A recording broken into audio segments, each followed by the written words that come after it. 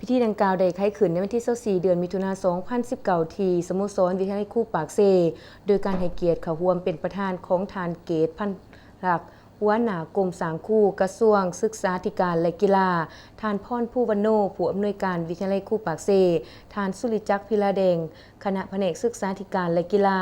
มีบรรดาแขกถึกเชิญผู้แทนจากโรงเรียนเทคนิควิชาชีพมหาวิทยาลัยจำปาสักวิทยาลัยหัวเสียวพร้อมด้วยครูอาจารย์ภายในเขาร่วม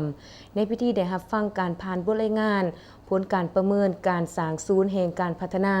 สายครูฟิสิกส์ศาสตร์และภูมิศาสตร์สำหรับวิทยาลัยคู่ปากเซโดยปฏิบัติตามแผนพัฒนา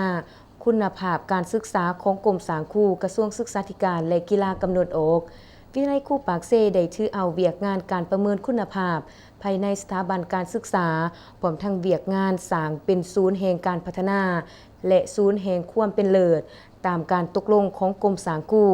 ซึ่งถือเป็นเวียกงานหนึ่งที่สำคัญโดยเฉพาะเมนภายใต้การสีนำของคณะพักคณะอำนวยการซึ่งได้มอบให้หอการวัดและประเมินผลเป็นผู้รับผิดชอบดำเนินคุณภาพภายใน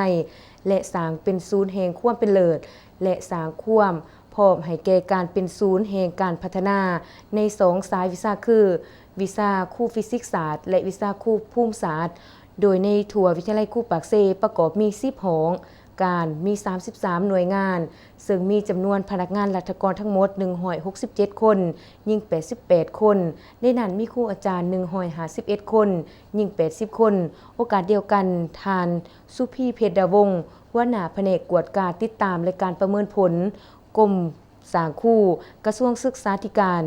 ก็ได้ให้เกียรติขึ้นผ่านข้อตกลงของรัฐมนตรีกระทรวงศึกษาธิการและกีฬาว่าด้วยการรับห้องสถานภาพให้วิทยาลัยคู่ปากเซเป็นศูนย์แห่งการพัฒนาหน่วยงานหรือสายภาควิชาใดหนึ่งอยู่ในคณะศึกษาศาสตร์หรือวิทยาลัยจากนั้นทันเกตพันลักษ์ก็ได้ให้เกียรติมอบใบยั่งยืนรับห้องวิทยาลัยคู่ปากเซเป็นศูนย์แห่งการพัฒนาในสายคู่เคมีศาสตร์และสายคู่ภูมิศาสตร์รับโดยทานพรผู้วรรณโน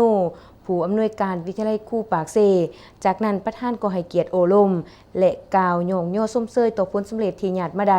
ท่านได้เรียกร้องให้ครูอาจารย์มีความสมานสามัคคีพัฒนาตนเองพัฒนากลมกองร่วมแห่งร่วมใจเพื่อเฮ็ดหล่อนหน้าที่ที่ได้รับการมอบหมายนอกจากนั้นท่านยังได้ให้ขอคิดเห็นบางปัญหาที่เป็นประโยชน์เพื่อก้าวไปสู่การพัฒนาที่ดีสูงขึ้นและได้ร่วมกันเปิดป้ายวิทยาลัยคู่เป็นศูนย์แห่งการพัฒนาสายคู่วิชาฟิสิกส์ศาสตร์และสายคู่วิชาภูมิศาสตร์อีกด้วย